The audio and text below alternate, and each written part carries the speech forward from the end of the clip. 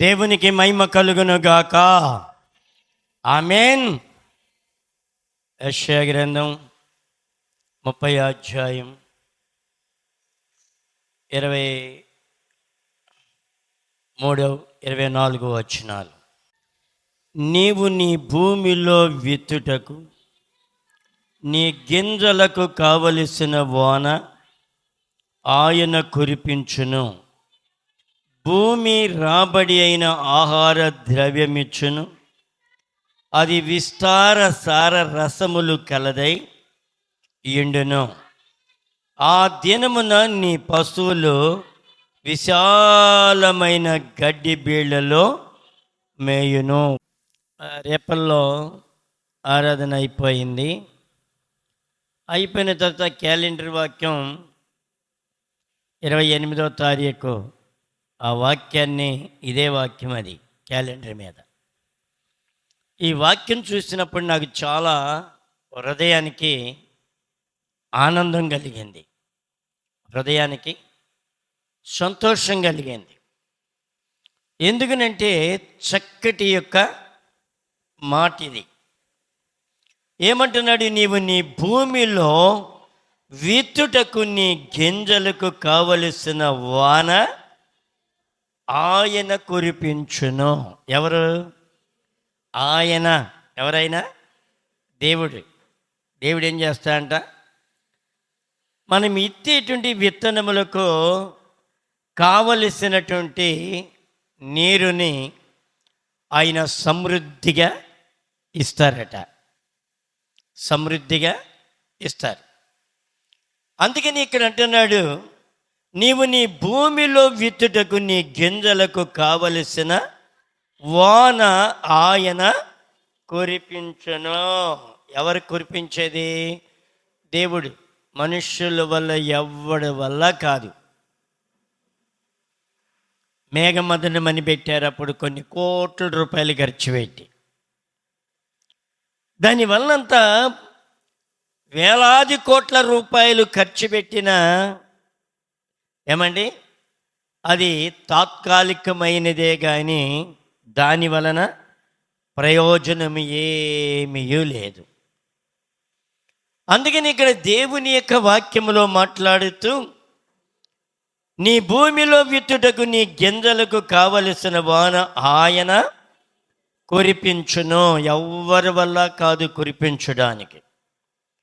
భూమి రాబడి అయిన ఆహార ద్రవ్యం ఇచ్చును. ఏమిస్తాడంట? భూమి రాబడి అయిన. ఇప్పుడు చూడండి, ఒక రైతు దుక్కి మొదలుకొని గింజలు ఇంటికి వచ్చే వరకు వీళ్ళు పెడతారా? పొలం ఇచ్చుద్దేళ్ళకి వీళ్ళే, రైతే పెట్టాలి. ప్రతి రూపాయి దాన్ని పెట్టాలి పెట్టాలి పెట్టాలి పెట్టాలి. తర్వాత ఏమి ఇచ్చుద్ది? అది రాబడి ఆహార ద్రవ్యం ఇచ్చును. ఇంకేంటంటే అది విస్తార సార రసములు గలదై ఎండును. విస్తారముగా సార రసములు, ఫలభరితములు, ఇవన్నీ కూడా దేవుడు అనుగ్రహిస్తూ ఉంటారు. నా చిన్నతనములో ఎకరానికి ఎన్ని అయ్యాయి? 16, లేకపోతే బాగా అయితే 18 బస్తాలు అయ్యాయి ఎకరానికి. కానీ అప్పుడు జనము చాలా తక్కువ. ఇప్పుడు చాలా పెరిగారు కాబట్టి ఏం పెరగాలి ఇప్పుడు? ఉత్పత్తి. ఇది మనుష్యుడు సృష్టించిందా? చూడండి, దాదాపుగా 18 బస్తాలు 16 బస్తాలు పండేటువంటి పొలము ఈ దినాన 40 బస్తాలు పండుతుంది. ఎందుకు పండుతుంది? ప్రజలందరూ కూడా రెట్టింపైపోయారు కాబట్టి దేవుడు పంటను కూడా రెట్టింపు చేశాడు. పొలం, అప్పుడున్న పొలం ఎంతో ఇప్పుడున్న పొలం అంతే. ఇంకా పొలాలు తగ్గినాయా పెరిగినాయా? చెప్పండి. తగ్గినాయి. ఎడ తగ్గినాయి? మనుషులు పెరిగి ప్రతిదాన్ని పూర్తి చేయడం, ఇల్లు వేసుకోవడం, ప్రతిదాన్ని పూర్తి చేయడం, ఇల్లు వేసుకోవడం. కాబట్టి అప్పటికన్నా కూడా ఇప్పుడు పొలాలు తగ్గినప్పటికీ కూడా ఆ దినాల్లో ఎంత కరువు ఉండేదంటే చాలా కరువు ఉండేది. కిలో రూపాయి బియ్యం మరకం 4 రూపాయలకి తెచ్చాను నేను. మరకం అంటే 4 కిలోలు, 4 రూపాయలు. ఒక్కసారి 5 రూపాయలు అయింది. ఒక్కసారి 5 రూపాయలు అయితే అమ్మ బాబు 5 రూపాయలు అయింది, ఇంకా మనుషులు మనం బ్రతుకుతామా? బ్రతకలేం, ఇక తినలేం అని ఆ దినాల్లో నా తల్లిదండ్రులు కూడా మొక్కజొన్నలు తీసుకొచ్చి నానబెట్టి దంచి, ఏమండి, ఒక పూట మొక్కజొన్న అన్నం, ఒక పూట వరి అన్నం. ఎంత రేటుకి? రూపాయి పావలాకి, కిలో రూపాయి పావలా. ఎవరన్నా ఎరుగుంటారా? రూపాయి పావలా. 1 2 3 బస్తా 30 రూపాయలు వడ్లు. చూడండి, ఆ దినమున ఎంత కరువు అంటే చాలా కరువుతో నింపబడేది. కానీ దేవుని యొక్క మహాకృపను బట్టి ఈ దినాన 60 రూపాయలు పెట్టి మనం కొనుక్కొని శుభ్రంగా స్టోర్ బియ్యం మనకు ఎక్కువ కదా. ఒకళ్ళేం కడుపులు నొప్పి అంటారు, ఒకళ్ళకేమో ఇది అంటారు, ఒకళ్ళకి అది అంటారు. అని ఏం చేస్తారు, ఈ స్టోర్ బియ్యం ఏమో వాళ్ళకి అమ్మి మీరేమో కొట్లో బియ్యం తెచ్చుకుంటారు.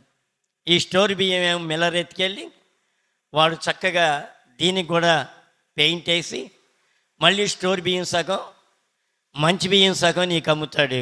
చక్కగా కళ్ళకి అద్దూది అంటావు. నువ్వు అమ్మేదేమో 10 రూపాయలు, నువ్వు కొనుక్కునేదేమో 60 రూపాయలు.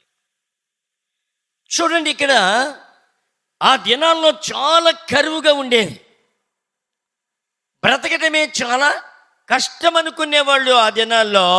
కానీ ఈ దినాన జనము పెరిగిన కొలది దేవుడు ఏం చేశాడు? పంటను కూడా ఆస్వాదించాడు, దీవించాడు. చూడండి, పంటను కూడా ఇప్పుడు మనకున్నటువంటి చెట్లు ఏ అయినా సరే విస్తారముగా పంట ఇస్తున్నాయి. జామ పళ్ళే కానీ, మామిడి పళ్ళే కానీ, అప్పటికన్నా కూడా రెట్టింపు అయిపోయింది ఈ దినాన పంట. దేనికి? నా ప్రజలు పెరిగారు కాబట్టి నా ప్రజలకి సమృద్ధిగా ఆహారం ఉండాలి. ఎవరి పని ఇది? దేవుని పని. చూడండి, దేవుడు ఏమంటున్నాడు? నీ భూమిలో విత్తిన నీ గింజలకు కావలసిన వాన ఆయన కురిపించును. ఎవరు కురిపిస్తారమ్మా? ఆయన దేవుడు మనకి వర్షము కురిపిస్తాడు. కోడిపల్లిలో పనిచేసేటప్పుడు అక్కడ ఉన్నటువంటి మన స్త్రీలంతా కూడా, మందిరానికి వచ్చే స్త్రీలంతా వచ్చి ఆ రాళ్ళన్నిటికీ మోస్తూ ఉన్నారు. మోస్తూ ఉంటే కీకాంబరంగా మబ్బు పట్టింది. మబ్బు పడితే నేను ప్రార్థన చేశాను. మన అవసరం కొరకు ప్రార్థన చేసుకుంటాం కదా ఎవరమైనా. నీకు అవసరమైతే వాన పడాలి, అవసరం కాకపోతే వాన జావా, ఎండ జావా, చలి జావా, అందరూ చావటమే నీకు కదా. ఇంటేంటి బయట ఏంటి అందరూ చావటమే. ఇక్కడ ఏమండి, ఏం ప్రార్థన చేశాను? ప్రభా, ఈ రాత్రి 1 గంట వరకు వర్షము పడకూడదు ప్రభా అని ప్రార్థన చేశాను. 1 గంట వరకు వర్షం పడకూడదు. ఎందుకు? మా పని ఆగిపోద్ది. 1 2 కట్టిందంతా పోద్ది. ఫ్లోరింగ్ చేసాం, ఫ్లోరింగ్ అంతా ఎగిరిపోద్ది. కాబట్టి వర్షం పడకూడదు ప్రభని ఎప్పుడైతే మేము ప్రార్థన చేశామో అప్పుడు అక్కడ ఉన్న వాళ్ళందరికీ కూడా కొంచెం కోపం వచ్చింది. ఎందుకు? అసలే మేము ఎదేసాం, ఇంతంత మొక్కలు ఉన్నాయి, దానికి నీళ్లు లేవు, ఎండిపోతుంది, ఈయనేంటి వర్షం వద్దంటాడు అని చాలా బాధపడ్డారు. మావాడు అన్నాడు, వాళ్ళు బాధపడతారు, ఊరుకో అన్నాడు. బాధపడేది ఉంది మనకి, మన పని ఆగిపోకూడదు అని చెప్పాను. తర్వాత నైటు కరెక్ట్గా 12 దాటిన తర్వాత మంచి వర్షాన్ని దేవుడిచ్చాడు. వాళ్ళకి వారం రోజుల వరకు ఆ నీళ్ళు పొలానికి సరిపోయిన. పాపం దేవుని పని చేశాడు కోటేశ్వరరావు. ఆయన పొలాన్ని కూడా పట్టించుకోలేదు. ఆ పని చేసినందువల్ల అందరూ 3 తడుపులు పెట్టారు, కానీ నేను ఒక్క తడుపు కూడా పెట్టలేదండి. దేవుడే నాకు సహాయం చేశాడు. అందరి పైరు మీద నా పైరు బాగుందండి అన్నాడు. మంచిదే. మొన్న గురువారం వెళ్ళినప్పుడు ఆయన అడిగాను, రాదు నన్నాను, అబ్బాయి వర్షం సరిపోయిందా అన్నాను. ఏం వర్షం అండి, ఎక్కడండి, ఏం వర్షం ఏముందండి, ఏదో 4 చినుకులు పడుతుంది, చాలేదు అన్నాడు. గురువారం నైటు మంచి వర్షం పడింది. మీకు ఎలాగుందో తెలియదు కానీ రేపల్లో నెంబర్ 1 వర్షం పడింది. మేము ఇక్కడ దాదాపు మాకిక్కడే మల్లేశ్వరి బాగుపోతే వాళ్ళ ఇంటికి వెళ్ళాను. దాదాపు ఇక్కడే నాకు 10:30 దాటినట్టుంది, 10:30 ఏమైంది. ఇంటికి వెళ్ళాను, మంచి వర్షం పడింది. మళ్ళీ శుక్రవారం ఉదయం ఫోన్ చేశాను అతనికి, అబ్బాయి ఏంటి వర్షం దిట్టంగా పడింది, సరిపోయిందన్న. ఏం వర్షం అండి, అతను నీళ్లు నిలవ ఉండేది ఎక్కడ ఉందండి అన్నాడు. మరలా శుక్రవారం సాయంత్రం ఫోన్ చేసి, అబ్బాయి వర్షం సరిపోయింది అన్నాను. ఎక్కడండి, నీళ్లు నిలవ ఉండాలి కదా, నీళ్లు నిలవేయండి అన్నాడు. అయితే చూసుకో, అంటే నీకు మునిగేటట్టు కావాలా, తడిసేటట్టు కావాలా? చూడండి, దేవుడు కురిపించేది దేవుడు. కానీ మనం ఏంటి, ప్రభా అద్దు లేనటువంటి కోరికలు కోరుతూ ఉంటారు ప్రజలు. అంటే మీరని కోరుకోవద్దు, యావరేజ్ చెబుతున్నాను నేను. ఏమని కోరుకుంటాడు, ఓ ప్రభా కురిపించండి అని. ఏం చేస్తారో తర్వాత చూద్దాం. ఇక్కడేమన్నాడు, భూమి రాబడి అయిన ఆహార ద్రవ్యం ఇచ్చును, అది విస్తార సార రసములు కలదయ్యుండును. ఆ దినమున నీ పశువులు విశాలమైన గడ్డి బీళ్లలో మేయును. ఎక్కడ మేస్తాయంట, విస్తారమైన ఏమండి గడ్డి బీళ్లలో, విశాలమైన గడ్డి బీళ్లలో మేయును. చూడండి, చక్కగా ఈ వర్షాన్ని బట్టి ఏమొస్తుందంట, గడ్డి బీళ్ళు అయిపోయాయి, పశువులు సరిపోను, దేవుడు అనుగ్రహిస్తాడు. 24 మనం చూస్తే, భూమి సేద్యము చేయు ఎడ్లను లేత గాడిదలను చేటతోనూ జల్లెడతోనూ చెరిగి జల్లించి ఉప్పుతో కలిసి మేత తినును. ఉప్పుతో కలిపి మీ పశువులు పెట్టారు ఎప్పుడన్నా? ఏమో ఉప్పు కలుపుతారా, కలపరా? దేనిలో కలుపుతారు ఎక్కువ చెప్పండి, దేనిలో కలుపుతారు? దానాలో కలుపుతారు. ఇంకా చెప్పండి. నాకు పశువులు లేవు కానీ నేను చెబుతా. అంటే ఉలవల్లో అంటే దానానే ఉలవలో అయిపోయింది.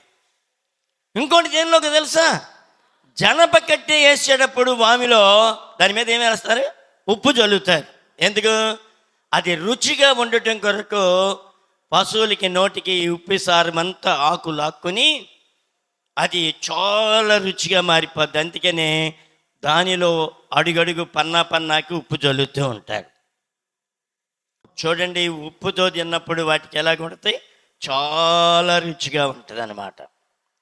దేవుడు ఏం చేస్తున్నాడు, ఇవన్నీ ఎవరు ఇస్తున్నాడు చెప్పండి, దేవుడు ఇస్తున్నాడు. కానీ ప్రజలు ఎలాగున్నారో చూద్దామా. ఇర్మియా గ్రంథం 14:22 దయచేసి సహాయం చేయండి. 14:22.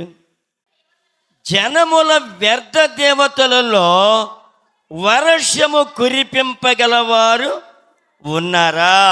ఎవరన్నా కురిపిస్తారా? ఏ దేవత అన్నా? వీళ్ళంతా పిచ్చి పనులు చేసి, లేకపోతే దేనికో దానికి నీళ్లు పోసి, లేకపోతే నీ నెత్తి మీద నీళ్లు పోసుకున్నా ఏమండి, చాలామంది భయంకరంగా చేసేది ఏంటి, ఈ లోకములో ఉన్న దేవతలు అనబడేవి కానీ, దేవుళ్ళు అనబడేవి కానీ, దెయ్యాలు అనబడేవి కానీ ఎవరికి కూడా మంచి పనులు చేయడానికి చెప్పండి, మంచి పనులు చేయడానికి లేదు.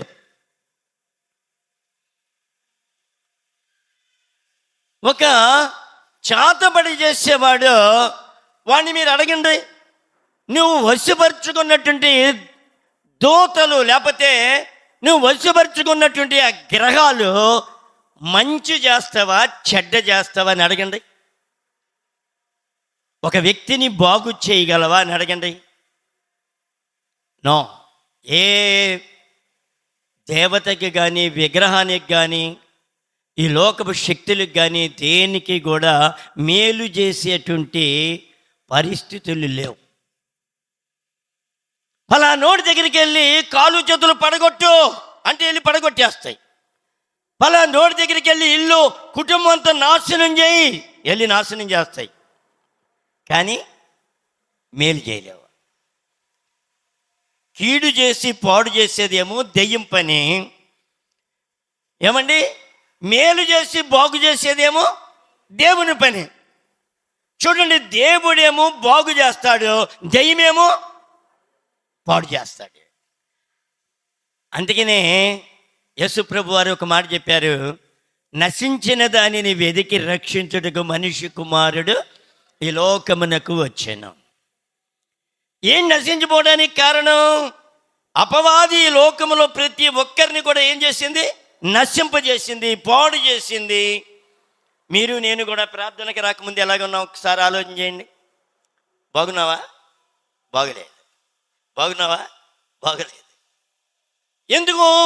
ఒకవేళ నీవు శరీరానుసారంగా పాపములో జీవించకపోయినా మనసు, తలంపులు, ఆలోచనలు అన్ని భ్రష్టత్వం పట్టించింది మనల్ని. నీతి ఉందా? అప్పుడు నీతి ఉందా? నీతి లేదు. అబద్ధం మాట్లాడితే సునాయాసంగా అబద్ధం ఆడేసేవాళ్ళం.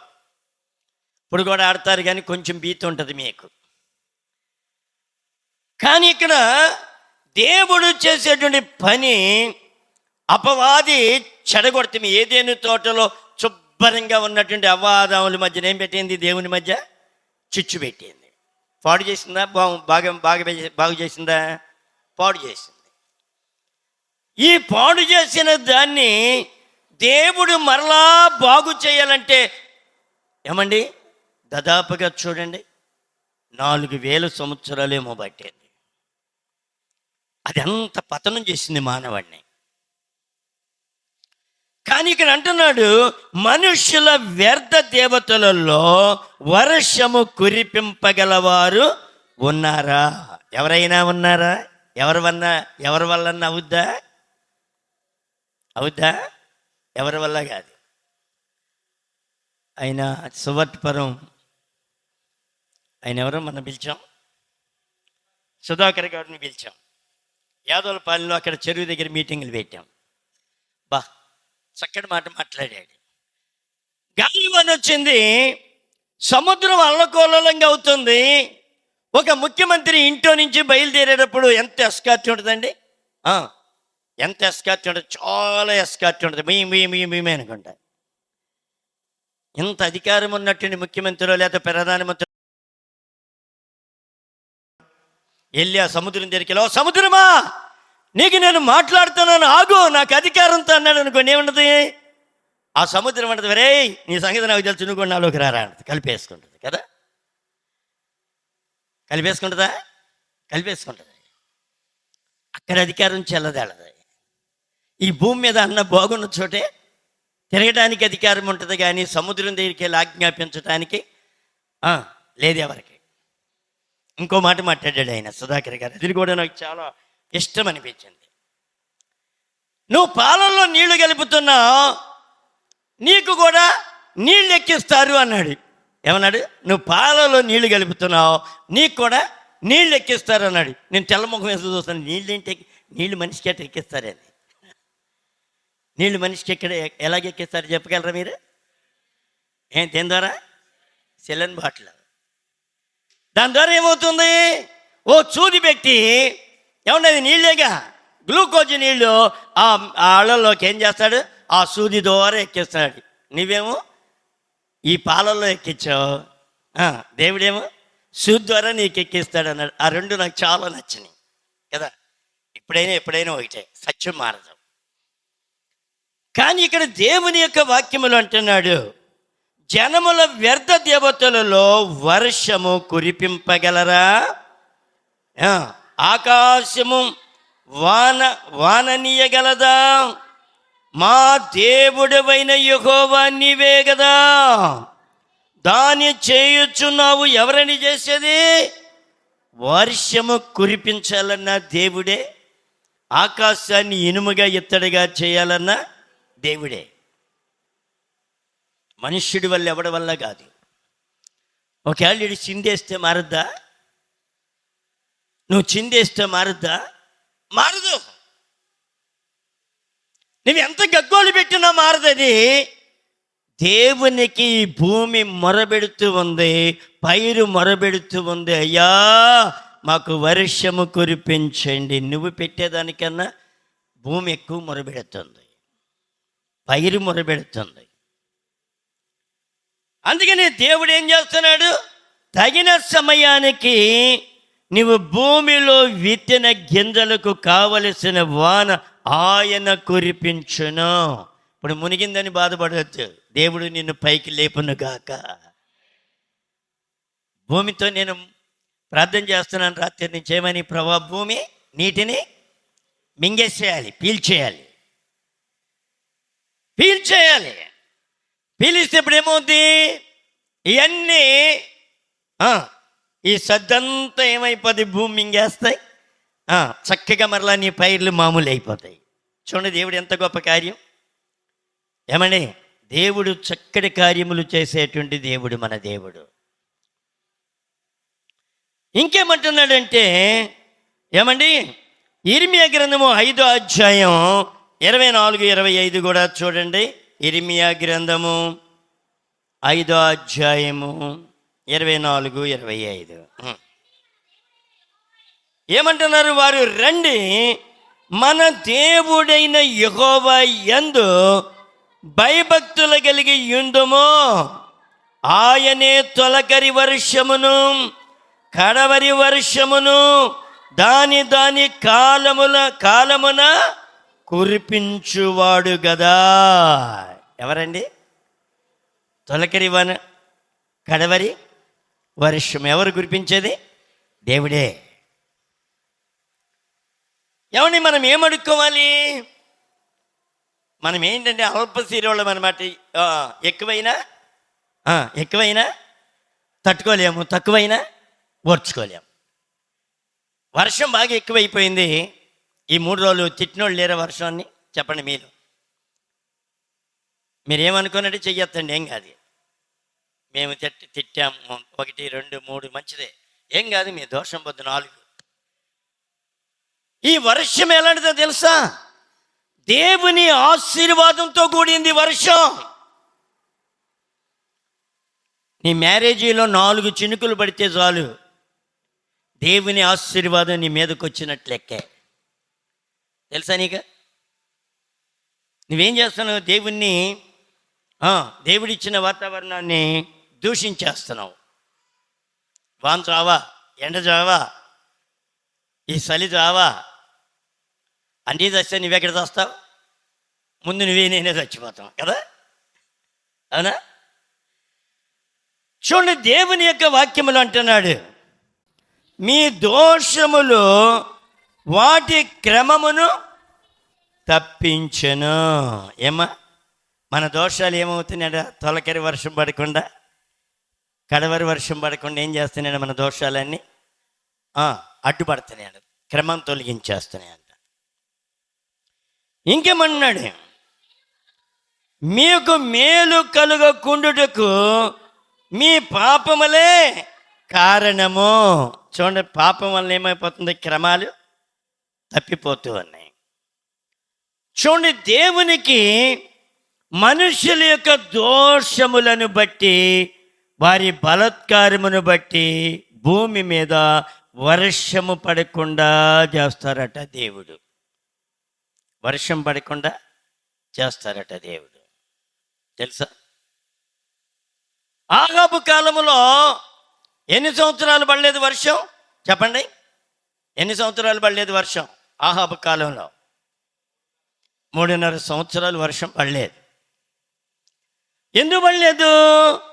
ఆహాబు రాజు అంత దరిద్రుడు మరొక రాజు లేడు. ఆహాబు రాజు భార్య అంత దరిద్రపురాలు మరొకరు లేరు. ఎందుకనంటే వారు దేవుని భయము లేని ప్రజలు కాబట్టి ఏమైపోయింది? వారి జీవితంలో 3.5 సంవత్సరాలు భూమి మీద ఏం పడలేదు చెప్పండి? వర్షం పడలేదు. వర్షం పడిపోతే ఏమైపోయింది? కరువు వచ్చేసింది, గొప్ప కరువు వచ్చింది. ఈ గొప్ప కరువుకి ఏమ్మా ఆ పశువులకి గడ్డి కూడా లేక రాజు సింహాసనం మీద ఉన్న కూర్చున్న రాజు దిగొచ్చి తన రథం వేసుకుని గడ్డి కొరకు ఎత్తుకులాడాడు. తమ దేశం అంతా గడ్డి కొరకు దేవుళ్ళు ఆడాడు. దేని కొరకు? పశువుల కొరకు. చూడండి ఎంత కరువు, ఆలోచన చేయండి. 3.5 సంవత్సరములు భూమి మీద వర్షం పడకుండా ఉండటానికి కారణం ఏంటి? మనుషుల యొక్క దోషమును బట్టి, వారి బలత్కారమును బట్టి భూమి మీద 3.5 సంవత్సరములు వర్షం పడకుండా చేశాడు దేవుడు. అప్పుడు మరలా ఏలియాతో చెప్పాడు, అబ్బాయి వెళ్ళి ప్రార్థన చేయవయ్యా, ఇదిగో నేను వర్షం ఇస్తున్నానని చెప్పారు. అప్పుడు ఏలియా ప్రార్థన చేసినప్పుడు ఏమైంది? మరలా ఏమని భూమి మీద వర్షము పడి ఫలభరితంగా మారిపోయింది. అందుకనంటాడు ద్వితీయోపదేశకాండం 32వ అధ్యాయం 2వ వచనం మనం చూస్తే, నా ఉపదేశము వానవలే కురియును. ఎలాగంట చూడండి, ఇక్కడ ఏమంటున్నాడు? నా ఉపదేశము వానవలే కురియును, నా వాక్యము మంచు వలె లేత గడ్డి మీద పడు చినుకుల వలె, పచ్చిక మీద పడినటువంటి వర్షము వలె ఉండును. అమ్మా చూడండి, ఇక్కడ నా ఉపదేశము వానవలే ఉండును, నా వాక్యము మంచు వలె ఉండును. గడ్డి కోయటానికి ఎప్పుడు వెళ్తారు చెప్పండి? రైతులు చెప్పండి. స్వాతి, భాగ్యలక్ష్మి ఎప్పుడు వెళ్తారు గడ్డి కోయటానికి? పొద్దున్నే వెళ్తారు. ఎందుకు వెళ్తారు పొద్దున్నే? పొద్దెక్కితే కొయ్యలేమని కాదు, దాంట్లో కూడా నీకు నేర్పిన పెద్దవాళ్ళు వాళ్ళు బైబిల్నే ఫాలో అయ్యారు. ఎందుకో తెలుసా? ఈ మంచు ఏమండి గడ్డి మీద, ఏమండి ఆ గడ్డి మీద మంచుతో నింపబడుతుంది కాబట్టి ఆ మంచు ఉన్నప్పుడే నువ్వు గడ్డిని కోసి తీసుకొచ్చి ఆ గేదెలకు వేసినప్పుడు ఎలాగుంటే ఈ మంచుతో కూడిన గడ్డిది ఏంటంటే ఆరిపోయిన తర్వాత తినే రుచికరమైన రుచి వేరు, మంచుతో తినేటువంటి రుచి వేరు. ఈ మంచుతో ఉండగానే అందుకనే పొద్దున్న వెళ్ళిపోతారు గడ్డి కొయ్యటానికి. ఎందుకు? ఆ మంచుతోనే గడ్డిని, ఆ తడి గడ్డి చూడండి, ఆ గడ్డి అంతా తడిగా ఉంటుంది. అవి పశువులకి వేయంగానే ఆహ్లాదకరంగా తింటాయి, మంచుతో తింటనేవి. అది ఒకటి బలము కూడా దానికి. అందుకని అంటున్నాడు ఇక్కడ, నా వాక్యము, నా ఉపదేశము వానవలే కురియును, నా వాక్యము మంచు వలె ఉండును. బైబిల్లో ఇచ్చిన ఈ రెండు కూడా చాలా ఆశీర్వాదములతో కూడినాయి. ఏంటి? వాన, ఇంకోటి మంచు. ఈ రెండో పైరుకి కాలువలు ఉంటాయా? రెండో పైరుకి కాలువలు ఉండవు. ఏంటి? దేంతో పెరిగితే తెలుసా మీకు? మంచుతోనే. ఈ మంచుని ఏమంటే ఆ మినుం కావచ్చు, పెసరు కావచ్చు, ఏదైనా సరే రెండో పైరు ఏమండి ఈ మంచుని చెట్టు ఆకర్షించుద్ది. ఆ మంచు వచ్చి చెట్టు మీద వాలినప్పుడు ఏమవుద్ది? ఆ మంచు ఒక్కొక్క చుక్కగా నీరు ఆకులన్నీ తడిపి ఆ మంచు నీరు దాని కాండములోనికి దింపుతే కింద దానికి సరిపోని ఆహారం మంచు అందిస్తుంది. అందుకని మంచు కూడా చాలా ఆశీర్వాదకరమైంది, దీవెనకరమైంది. అందుకని ఇక్కడ ఉపదేశము వానవలే కురియును, వాక్యము మంచు వలె ఉండను. ఈ రెండు ఎలాంటి అంట? ఆశీర్వాదకరమైనవి. ఈ రెండు కూడా చాలా ఆశీర్వాదకరమైనవి. కీర్తనల గ్రంథం 68:9 మనం చూస్తే, నీ స్వాస్థ్యము మీద వర్షము సమృద్ధిగా కురిపించుతీవి. ఏం కురిపించాడంట? ఏంటి కురిపించింది? వర్షం. నీ స్వాస్థ్యము మీద. ఎవరిది ఇదంతా స్వాస్థ్యం? దేవునిదే. ఈ దేవుని స్వాస్థ్యం మీద వర్షం ఏం చేస్తున్నాడు? ఆయన సమృద్ధిగా కురిపిస్తున్నాడట. చూడండి, దేవుణ్ణి ఎంత స్తుతించాలమ్మా. ఏదో నీకు ఇక్కడ వాన పడితే నీకేదోగా ఉంది. కొండల మీద వర్షం పడి ఆ నీరంతా మన రిజర్వాయర్లోకి వస్తే సంవత్సరం అంతా వాడుకుంటున్నాం మనం నీరు. ఆ వర్షం లేకపోతే ఏమన్నా చంద్రబాబు నాయుడు జగన్ ఏమన్నా పంపిస్తాడా నీకు నీళ్ళు? చెప్పండి, పంపిస్తారా? నో. వర్షమే. ఇది ఎవరిచ్చేది? ఇది దేవుడు. దేవుడిని ఎప్పుడైనా స్తుతించావా? ఎప్పుడైనా గణపరిచావా? ఎప్పుడైనా మహిమపరిచావా ఆయన్ని? చూడండి, దేవుడు మన కొరకు ఎన్ని చేస్తున్నాడు ఆయన. 65వ కీర్తన 9వ వచనం మనం చూస్తే 65:9 కూడా దయచేసి సహాయం చేయండి. కీర్తనల గ్రంథం. నీవు భూమిని దర్శించి దానిని తడుపుచున్నావు. ఎవరి వల్ల అవుద్దా అమ్మా? నీ వల్ల అవుద్దా? కనీసం ఒక చెంటు భూమిని తడపగలవా పంపు కొట్టి? దేవుడు ఎంత కృప కలిగినాడమ్మా. నిన్ను కని ఊరికిన గాలి వదిలిపెట్టేశాడా దేవుడు? వదిలిపెట్టలా. నీ బాగోగులన్నీ చూస్తున్నాడు ఆయన. ఏదో నీకు పెట్టినిండా బంగారం, బ్యాంక్ బ్యాలెన్స్ కాదు ఇక్కడ చూసేది. తినడానికి ఆహారమే గొప్ప భాగ్యం. ఇదంతా దేవుడు నీకు అనుగ్రహించి నిన్ను పోషిస్తున్నాడు ఆయన. అందుకని అంటున్నాడు, నీవు భూమిని దర్శించి దాన్ని తడుపుచున్నావు, దానికి మహదైశ్వర్యము కలగజేయుచున్నావు. దేవుని నది నీళ్లతో నిండి ఉన్నది. నీవు భూమిని అట్లు సిద్ధపరిచిన తరువాత దానికి ధాన్యము దయచేయుచున్నావు. అమ్మా, ఎత్తుతున్నావు కానీ పంట పండించేది నీవా? చెప్పండి, ఎత్తుతున్నావు, ఇంటికి వచ్చి పడుకుంటున్నావు. చూడండి, దేవుడు ఎంత కృప కలిగిన వాడు. దానికి ధాన్యము దయచేయుచున్నావు.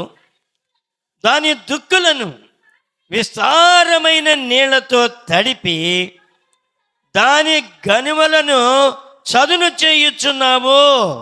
వాన జల్లుల చేత దానిని పదును చేయుచున్నావు. ఏం చేస్తున్నానంట? వాన జల్లులతో ఏం చేస్తున్నానంట? పదును అంటే ఏంటి చెప్పండి? పదునంటే ఏంటి అమ్మా? మీకు తెలుసుగా, చెప్పండి రైతులు. పదును తెలీదా?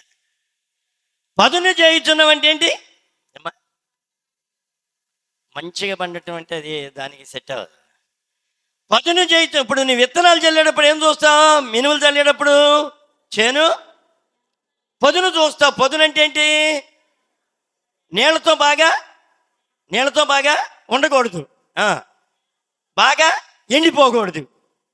ఏంటి? సరి సమానం. అంటే నువ్వు చల్లేటువంటి విత్తనము ఆ తేమే దాన్ని మొలిపించాలన్నమాట. అది పదును. అవునా? అది పదును. ఎక్కువైతే ఏమవుతాయి?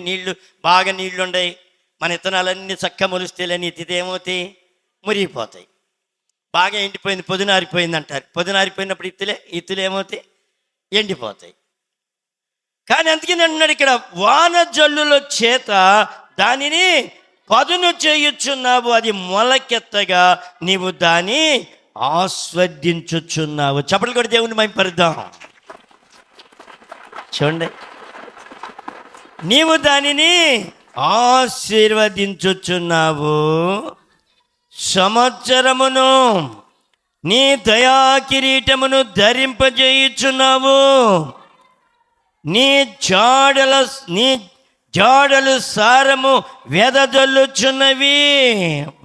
దేవుని ఆశీర్వాదాన్ని ఎంత ఇస్తున్నాడమ్మా ఆయన నీకు? ఎంత? పంట లేకపోతే నువ్వేం తిని బ్రతుకుతావు? అమ్మా, నీ దగ్గర బాగా ఎంత డబ్బు ఉండొచ్చు, ఎంత బంగారం ఉండొచ్చు, పంట లేకపోతే ఏమని ఇవన్నీ కూడా దానికి స్టార్ట్ అవుతాయా? అవో.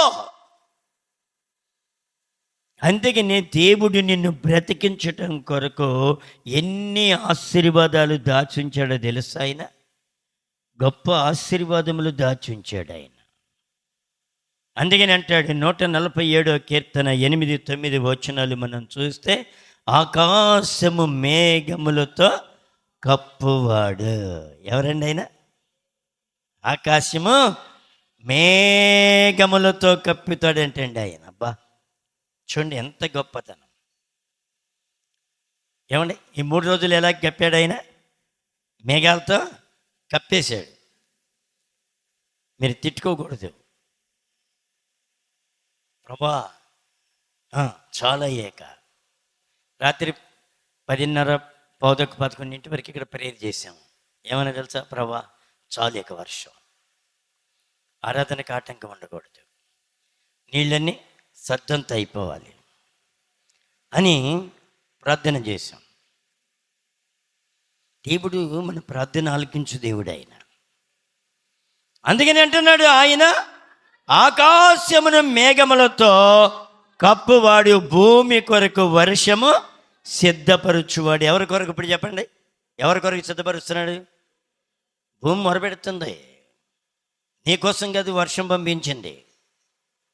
భూమి కొరకు వర్షము సిద్ధపరచువాడు. పర్వతముల మీద గడ్డి మొలపించువాడు. చూడండి, మీ ఇంటి దగ్గర 4 బండలు కింద వేయండి, కిందేసి బాగా మొక్కలు ఏమైనా పెట్టండి, మొలుస్తాయా? మరి కొండలు చూసారా మీరు? కొండల మీద ఎంతంత చెట్లు ఉంటాయి చూసారా? పెద్ద పెద్ద చెట్లు. అక్కడ ఏముంటుంది? కొండ మేత ఉంటుంది, మంచి మేత. ఎక్కడో పర్వతముల మీదకి ఎక్కి ఆ పశువులన్నీ చక్కగా బలమైనటువంటి మేత మేస్తూ ఉంటాయి కొండల మీద. చూడండి, దేవుడు ఎంత గొప్ప దేవుడు. ఒక రాతి మీద అంత పెద్ద చెట్టుని మొలిపించాడు. ఆ రాతి మీద ఏమంటే ఎంత గడ్డి, ఎన్ని రకాలైన ఫలభరితమైన ఆ రాతి భూమిలో పెట్టాడు. ఒకసారి ఆలోచన చేయండి. దేవుని యొక్క ఆ మంచితనం ఎంతో మీకు అర్థమవుద్ది. ఏమండి, పర్వతముల మీద గడ్డి మొలిపించువాడు, పశువులకును అరచొచ్చుండు పిల్ల కాకులకును ఆయన ఆహారం ఇచ్చువాడు. ఆహారం ఎవరికమ్మా? కాకొచ్చి వాళ్ళు తెచ్చు, కాకి జావా. కానీ దేవుడు ఎన్ని పక్షులు పెడుతున్నాడు ఆహారం. చూడండి ఎంత గొప్ప దేవుడమ్మా. నీలాంటి నాలాంటి మనసు ఉందనుకోండి, ఏం చేస్తాం? నీ ఇంటి పక్క వాళ్ళ మీద ఏదో అరిశారు, కోప్పడ్డారు, ఏదో చేశారు, అప్పుడు నువ్వేమంటావు? వాళ్ళకి ఎప్పుడు ఏం కీడు వస్తో చూడాలనుకుంటావు, అవునా? కానీ దేవుడు అలాంటి వాడు కాదే. అయ్యో ఈయన ప్రార్థన చేస్తున్నాడు. చూడండి, జోసెఫ్ ప్రార్థన చేస్తున్నాడు, ఆయన పొలం వేశాడు. ఆ పక్క ఆయన పూర్తిగా పచ్చి విగ్రహారతికుడు, ఆయన పొలం వేస్తున్నాడు. మన జోసెఫ్ నాకు బాగా ప్రార్థన చేస్తున్నాడు కాబట్టి జోసెఫ్ అంత లెక్క వర్షం కురిపిద్దాం అనుకుంటాడు దేవుడు? చెప్పండి. మన జోసెఫ్ అంత లెక్క ఎండ బాగా ఇద్దాం అనుకుంటాడా? మన జోసెఫ్ నా కొరకు జీవిస్తున్నాడు, ఆయన కొరకే గాలి ఇచ్చి కడమ వాళ్ళందరూ బిగించి చంపేద్దాం అనుకుంటాడా? కానీ నీకు ఇస్తే అలాంటి అధికారం అబ్బో ఏం చెలాయిస్తావో చెప్పలేము. ప్రభు వాడిని తీసేయి ఏమంట? ప్రభు వాడిని తీసేయి. చూడండి, మనకి దేవునికి ఉన్నటువంటి ఎంత మంచి మనసు చూడండి. అందుకని అపోస్తుల గ్రంథం అపోస్తుల కార్యాలు 14:17 అంటాడు పౌలు, బర్నబాలు ఏం చెబుతున్నారు చూడండి. వారికి బలి అర్పించడానికి చూస్తున్నారు అక్కడ ఉన్నటువంటి వారు. ఆకాశము నుండి మీకు వర్షమును ఫలభరితములైన ఋతువులను దయచేయచ్చు, ఆహారము అనుగ్రహించచ్చు, ఉల్లాసముతో మీ హృదయములను నింపును. చూడండి, దేవుడు ఏం చేస్తున్నాడు? నిన్ను ఉల్లాసంతో నింపేది కూడా దేవుడే. ఆ ఉల్లాసం నీకు ఇవ్వలేదనుకో ఏం పడుద్ది? నీకు మర్యాద పడుద్ది. మర్యాద పడితే మర్యాదకి ముందు ఉందా? చెప్పండి, మర్యాదకి ముందు లేదు. అందుకనే ప్రభుని నేను ఒకటి అడుక్కుంటాను, ప్రభా నా మనస్సుని ఎవరు గాయపరచకుండా ఉండేదిగా నాకు సహాయం చేయండి. నా మనస్సుని ఎవరు నన్ను గాయపరచకుండా మీరే చెయ్యండి అయ్యా. ఎందుకు? గాయపడితే ఈ ఉల్లాసం పోద్దు మన దగ్గర. ఎవడొకళ్ళు సాతాను దొరికితే నీ దగ్గరికి వచ్చి ఏదో ఒక ఇంజెక్షన్ చేస్తాడు. ఆ ఇంజెక్షన్ చేయంగానే నీవు పలవలు అయిపోయి దాన్ని ప్రభువుకి అప్పగించలేక ఏం చేసుకుంటావు? నిన్ను నువ్వే పాడు చేసుకుంటావు. కానీ అది ఉండకూడదు మన దగ్గర. నీ హృదయంలోకి అవి రాకూడదు. అందుకని ఇక్కడ పౌలు బర్నబాలు వారికి బలర్పణ, వాళ్ళు ఒక కార్యం చేశారు అక్కడ. ఆ కార్యం చేసినప్పుడు అక్కడ ఉన్నటువంటి పూజారులు వాళ్ళు వచ్చి వాళ్ళకి బలర్పించడానికి చూశారు. ఎవరికి? పౌలుకి బర్నబాకి బలర్పించడానికి చూశారు. అప్పుడు అన్నారు, అయ్యలారా, మేము మీలాంటి వారమే, మాకు బలర్పించొద్దు అని అనేమన్నాడు. ఆయన ఆకాశము నుండి వర్షమును ఫలవంతమైన ఋతువులను దయచేయును, ఆహారము అనుగ్రహించును, ఉల్లాసముతో మీ హృదయములను నింపదు. చూడండి, అడుక్కోవాలి మనం, ప్రభా నా హృదయం ఉల్లాసంగా ఉండాలి. ఉల్లాసంగా ఉంటేనే భార్య భర్త సంతోషంగా ఉండగలరు. లేకపోతే ఎడముఖం పెడముఖం, లేకపోతే చూటిపొడి మాటలు, లేకపోతే కరుసుకోవడాలి. కుక్కలు కరుచుకుంటే ఎలాగుంటాయి అలాగుంటాం కదా. అందుకని ఇక్కడ చెబుతున్నాడు, దేవుడు ఇచ్చేటువంటి ఆకాశం అనేది వర్షము ఎంత ఆశీర్వాదంతో కూడిందో తెలుసా, ఎంత దీవెనతో కూడిందో తెలుసా వర్షం. నిజంగా దేవుణ్ణి స్తుతించాలి మనం. దేవుణ్ణి మనం ఘనపరచాలి. వర్షమును ఫలవంతములైన ఋతువులను దయచేసి ఆహారము అనుగ్రహించచ్చు, ఉల్లాసముతో మీ హృదయములను నింపును. దేవుడు చక్కగా నీ హృదయాన్ని ఉల్లాసంతో నింపుతాడు. ఆయన ప్రభుని అడుక్కోవాలి. మనం ఏయో చెడ్డ పడితే అడుక్కుంటామండి, అవసరమైన అడుక్కోం. గలతీయులకు రాసిన పత్రిక 5:22 మీ జీవితంలో ఎల్లప్పుడూ కూడా ఇవి నాకు దయచేయండి, ఇవి నాకు దయచేయండి, ఇవి నాకు దయచేయండి అని అడుగు, దేవుడు ఇస్తాడు. ఎవడో చూద్దాం. ఏంటవి? ప్రేమ, సంతోషం, సమాధానం. అసలు ఇవన్నీ మనకి వచ్చాయి, దేవుని మనకి వచ్చాయా? చెప్పండి. మనకే. ఈ గలతీ 5:22 మీ జీవితంలో ప్రతి దినము ప్రార్థన ధ్యానం చేయండి. దేవుడు ఇస్తాడండి. ఏమన్నాడు? మీకు జ్ఞానము కొదువుగా ఉన్న ఎడల ఏమన్నాడు? అడగమన్నాడా? మరి ఇదెందుకు అడగ? ఏమడగాలి? ప్రభు నాకు జ్ఞానం దయచేయి, వివేచన దయచేయి, ఈ ఫలాలు దయచేయి, నిన్ను ప్రేమించే మనసు దయచేయి, నీకు లోబడే మనసు దయచేయి, నన్ను మంచివానిగా చేయి, నీ మంచి నాలో పెట్టు. ఈ అడిగితే ఎంత బాగుంటాయి. ప్రభా దోళ్ళగా పోడయ్యా, అదేదో పారుతుంది అనుకో, దాని కొరకు ఎంత గట్టి ప్రార్థన చేయాలా? ఏమ్మా, దాని కొరకు ఎంత ప్రార్థన చేయాలా? నేను నా కుటుంబం గురించి చేసుకునేది ఎంత చిన్న ప్రార్థన తెలుసా? చాలా చిన్న ప్రార్థన. ఎక్కువ నా కొరకు దేవుడిచ్చే కృపల కొరకు అడుక్కుంటాను నేను ఎక్కువ. తర్వాత మీ అందరి కొరకు విజ్ఞాపన. తర్వాత ఎప్పుడో చివరలు నా కొరకు, నా భార్య కొరకు, నా బిడ్డల కొరకు, నా మనవళ్ళ కొరకు, మనవరాళ్ళ కొరకు, అల్లుళ్ళ కొరకు, కోడల కొరకు. చిన్న ప్రార్థన అది. మీ ప్రార్థన అంతా మీ కుటుంబం కొరకే సరిపోద్ది. ప్రభా దిగిరా దిగిరా దిగిరా. దేనికంట? దేనికి? నా చుట్టూ గిరగిర తిరగటానికి. నేను మాత్రం ముమ్మాట 3 బొచ్చెలు తిని హాయిగా పడుకుంటానయ్యా. నా చుట్టూ మాత్రం మీరు గిరా గిరా గిరా గిరా తిరుగుతూ ఉండాలి. ఏంటండి ప్రార్థన అది? దేవునికి పనికొచ్చే నాలో ఏమున్నాయి ప్రభా, నాకు ఇలాంటి దయచే. ప్రభుని అడుగు.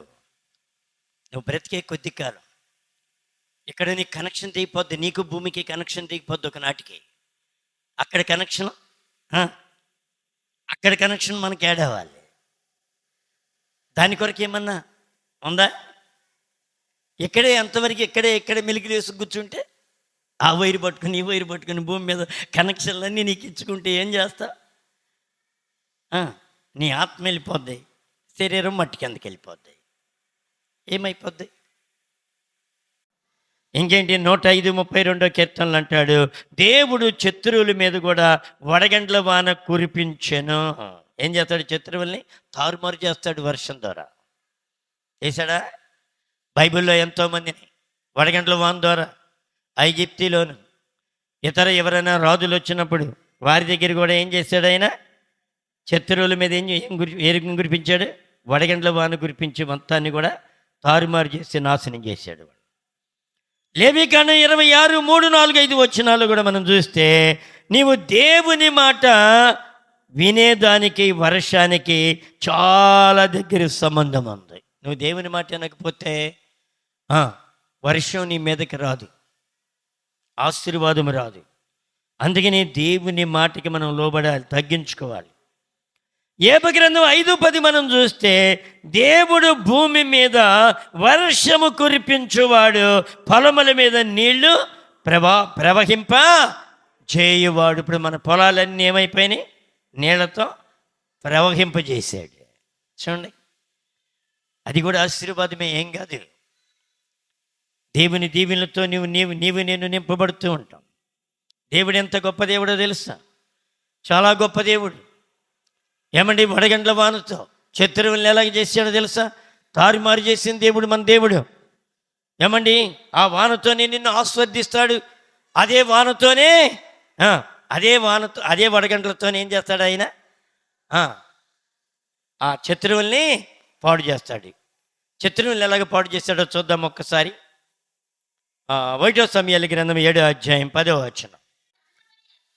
సమూయేలు దహన బలి అర్పించుచుండగా ఫిలిష్తీయులు యుద్ధము చేయుటకు ఇశ్రాయేలీయుల మీదకి వచ్చెను. యెహోవా దినమున ఫిలిష్తీయుల మీద మెండుగా ఉరుములు ఉరిపించి వారిని తారుమారు చేయగా ఇశ్రాయేలీయుల చేత వారు ఓడిపోయారు. ఎవరు చేశారు యుద్ధం? ఎవరు చేశారు? దేవుడే తారుమారు చేశాడు. దేని ద్వారా? ఉరుముల ద్వారా, ఉరుముల ధ్వని. దేవుడు ఎలాగ భయపెట్టగలడో తెలుసా? నువ్వు సరిగ్గా దేవుణ్ణి ఆరాధిస్తే నీ మీదకి వచ్చే వాళ్ళని మామూలుగా భయపెట్టాడు ఆయన, నువ్వు సరైనటువంటి భక్తి చేస్తే. చూడండి, ఇంకో చోట భయపెట్టాడు. చూద్దాం చివరగా 2 రాజుల గ్రంథం 7:6 మనం చూస్తే, సిరియన్ల గుంపు ఏమండి వచ్చేసి విస్తారముగా ఇశ్రాయేల్ ప్రజలు చుట్టుపక్కల మొత్తం నింపేశారు. వారి లోపలే ఉండిపోయారు ఇశ్రాయేల్ ప్రజలు. ఆ గేట్లు వేసారు, బయటికి వెళ్ళటం లేదు, లోపలికి రావటం లేదు. వాళ్ళు విస్తారమైనటువంటి ఆహారం తెచ్చుకున్నారు. వీళ్ళు ఎప్పుడు ఈ కోట గోళ్ళను కూలగొడతాం, లోపలికి వెళ్తాం. ఏమని లోపలంతా ఎలాగైపోయారు? కరువుతో నిండిపోయారు. ఎంత కరువో తెలుసా? తమకు పుట్టిన బిడ్డల్ని వాళ్ళే ఇవాళ నీ బిడ్డ రేపు నా బిడ్డ ఆహారం కొరకు తిందామనేటువంటి పరిస్థితులు, బిడ్డనే వండుకు తిన్న దినాలు అయ్యి. చూడండి, అలాంటి పరిస్థితుల్లో వారందరూ లోపలే ఉన్నారు. దేవుడు ఏం చేశాడు చూడండి. యెహోవా రథముల ధ్వనియు గుర్రముల ధ్వనియు గొప్ప సమూహము ధ్వనియు సిరియన్లు దండుకి వినబడినట్లుగా చేయగా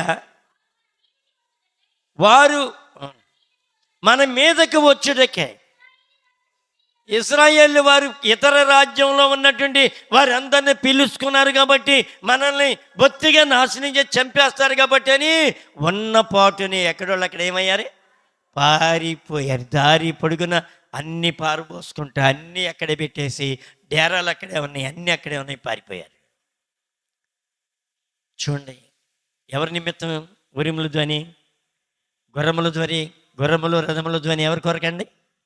ఎవరి కొరకు చెప్పండి? ఇప్పుడు ఎవరి కొరకు? ఏంటి వయసు రాట్లా? ఎవరి కొరకు? తన బిడ్డల కొరకు. ఇశ్రాయేలీయులైన తన బిడ్డల కొరకు. ఏమండి, గుర్రముల ధ్వని, రౌతుల ధ్వని, జన సమూహము ధ్వని, అన్ని ధ్వనులు వినబడగా ఏమండి వారు ఏమయ్యారు? పారిపోయిరి. ఎవరు చేశారు యుద్ధం? దేవుడే. ఆ రోజు ఎంత ఆహారం వచ్చింది అక్కడ? ఎంత ఆహారం వచ్చింది? కరువుతో చచ్చిపోయే వాళ్ళకి ఎంత ఆహారం వచ్చింది తెలుసా? దేవుడు నిన్ను ఎంత ప్రేమిస్తున్నాడు తెలుసా? నేను జంగాలపాలెంలో మీటింగులు పెట్టాను మా గురువు గారి దగ్గర ఉండగా. నేనే పెట్టించినప్పుడు అక్కడ మీటింగులు పెడుతుంటే మా గురువు గారి రోడ్డుకి వెళ్ళాడు. బయటికి వెళ్ళలేకపోతే అప్పుడు మా బావగారి స్థలం ఉంటే అక్కడే చిన్న గొయ్యి తీసి చుట్టూ పట్టా కట్టాను, దానిలోకి వెళ్తాడని. కడితే ఆ ఊరోళ్ళంతా నుండి ఆయన ఏం చేశాడు, వాళ్ళందరినీ రెచ్చగొట్టి ఇదిగో వెంకటేశ్వర ఇక్కడ మీటింగ్లు పెడుతున్నాడు, ఇక్కడ మీటింగ్లు పెట్టి ఇదిగో దొడ్డి కట్టించాడు, అది ఇది అని చెప్పేటప్పటికి వాళ్ళందరూ వచ్చేసారు. జంగాలు కొంతమంది అక్కడ వాళ్ళు వచ్చేసి నువ్వేంటి ఇలాగ చేసావు డామ్ డూమ్ అన్నారు. అబ్బాయి నేను అది పూర్తి చేస్తాను, కట్టేస్తాను, దాన్ని ఇప్పదీసేస్తాను, దాంట్లోకి వెళ్ళను. కానీ మీటింగ్లు మా ఇష్టం మేము పెట్టుకున్నాం. అదీగాక మా బావగారి స్థలంలో నేను తీసింది, దానికి ఏముంది అని అంటే ఆ దినము చాలా ఆయాసపడ్డాడు. పడిన తర్వాత ఆ రోజు రాత్రి మంచి మీటింగ్ జరుగుతుంది. ఇలాగే రాత్రిపూట ఒక సేవకుడు వాక్యం చెబుతున్నారు.